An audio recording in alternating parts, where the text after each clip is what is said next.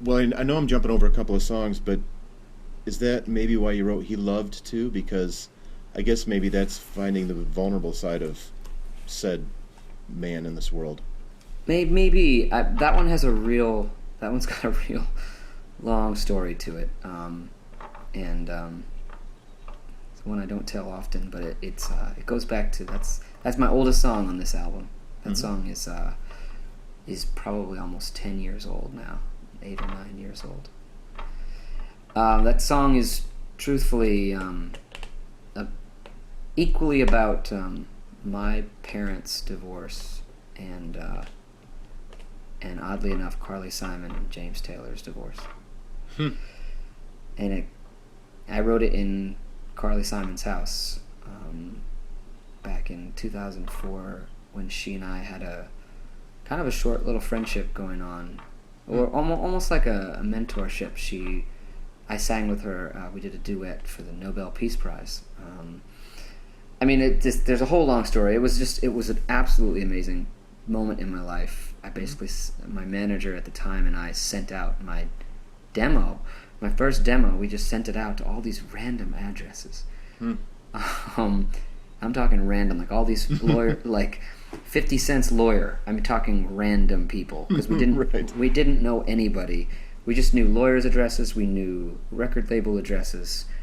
One lawyer gave us Carly Simon's address. I mean, we're just fishing here, and we sent out about, actually he sent out about 25 or 30 demos to all these random people, and nobody got back to us. And which was a lesson I had to learn at the time. That's not the way to become something in the music industry. But Carly Simon called me back. Wow. And she said, for God knows what reason, I put your demo in. I never put demos in.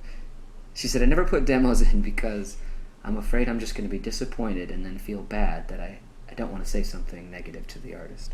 And I know how she feels sometimes now at this point.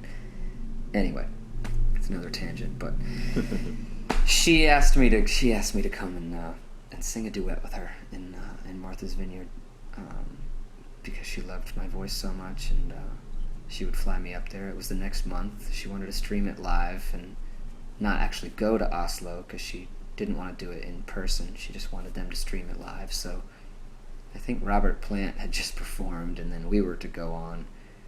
And it was just an amazing weekend. I just hung out with her and her band and stayed in her house and just kind of became friendly.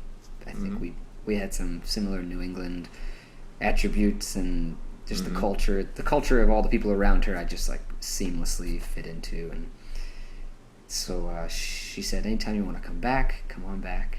And so I took her up on that, and like 6 months later I went back, and I was working in Urban Outfitters at the time in New York City.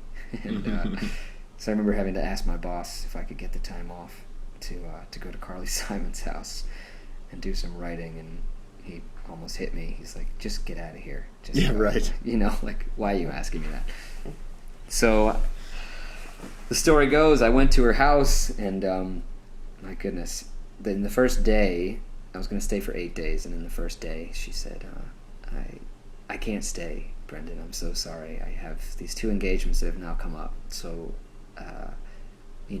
I'd like, I thought she was going to say, so I need you to go. And she said, but I want you to stay and have the property, have the house, and just do some writing for the week by yourself. And Wow. my cook is going to come, and she'll make sure you have food. You can give her grocery lists, and here's where my record collection is. Here's the bedroom you'll be staying in. She just set me up. And, man, to generosity, it still boggles my mind.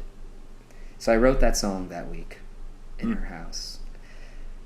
As I stood I saw old family pictures of hers, and I saw that she and James had 2 kids, and I knew they got divorced when the kids were really young, and I knew it was for similar reasons that my parents had gotten divorced, and I just felt, and I was in New England, I just felt so oddly connected to this family for some, not even because of the fame. It wasn't about, it was just the family itself. And so Wow.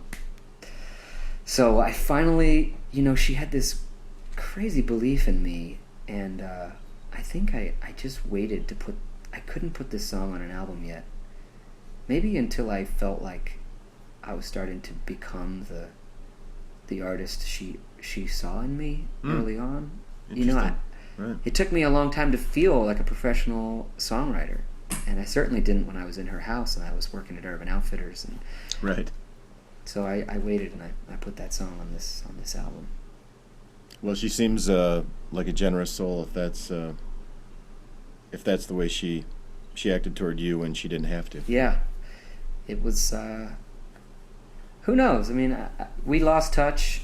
I think if I reached out to her again today, I think she'd respond favorably, and it'd be nice to say hi again. But she changes her email a lot and her phone numbers. She's that kind of fame where yeah, right. you actually still have to be constantly kind of moving and fooling some people, because people treat her, you know, like not quite like Michael Jackson, but in that weird 80s 90s fame, you know. So Yeah.